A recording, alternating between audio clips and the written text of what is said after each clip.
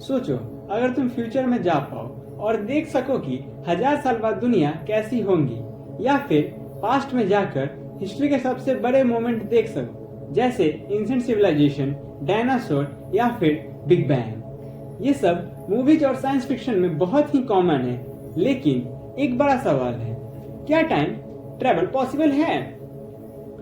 Hello दोस्तों, मैं आपका दोस्त रोहन आप सभी का स्वागत करता हूँ आपके अपने यूट्यूब चैनल स्पेस बॉक्स में। आज का हमारा टॉपिक है टाइम ट्रैवल। हम नॉर्मली टाइम को सिर्फ क्लॉक की टिक टिक से मेजर करते हैं, सेकेंड, मिनट और आवर में, लेकिन फिजिक्स के अकॉर्डिंग टाइम सिर्फ एक नंबर नहीं, टाइम एक्चुअल यूनिवर्स का एक फंडामेंटल डायमेंशन है। साइंटिस्ट के अकॉर्डिंग स्पेस और टाइम मिलाकर एक स्ट्रक्चर बनता है जिसे हम कहते हैं स्पेस टाइम।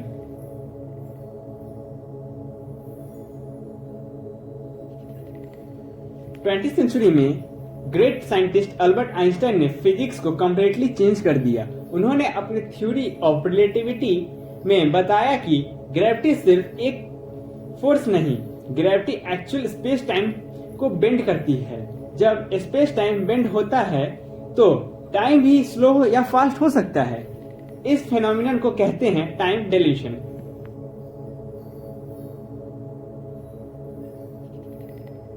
इंटरेस्टिंग बात यह है कि फ्यूचर में ट्रैवल करना ऑलरेडी साइंटिफिकली पॉसिबल है।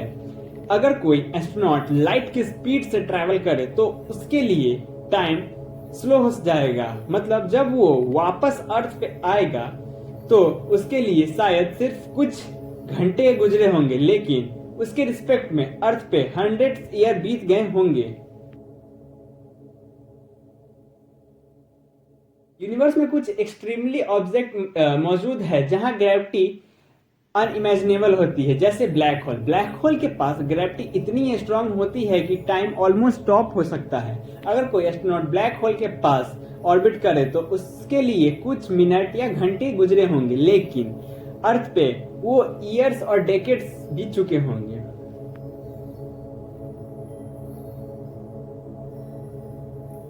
अब आता है सबसे मिस्टीरियस कॉन्सेप्ट। फिजिक्स में एक हाइपोथेटिकल स्ट्रक्चर है जिसे कहते हैं worm hole. Worm hole basically space और टाइम का शॉर्टकट हो सकता है।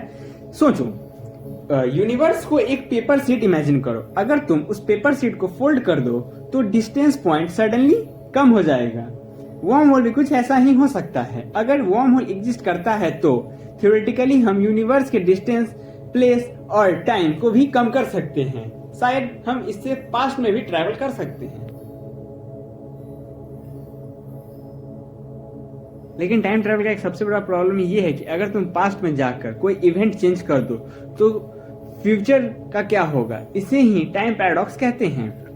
आज के टाइम में टाइम ट्रैवल सिर्फ थ्योरेटिकल और एक्सपेरिमेंट्स का ही एक हिस्सा है, लेकिन फिजिक्स का लॉ इसे कम्प्लीटली इम्पॉसिबल भी नहीं कहते। हो सकता है फ्यूचर में हम टाइम को कंट्रोल करना सीख ले और एक दिन ह्यूमैनिटी टाइम के थ्रू ट्रैवल करना स्टार्ट कर दे। यूनिवर्स का सबसे बड़ा मिस्ट्री स्पेस नहीं, टाइम है। तो आज की इस वीडियो में बस इतना ही।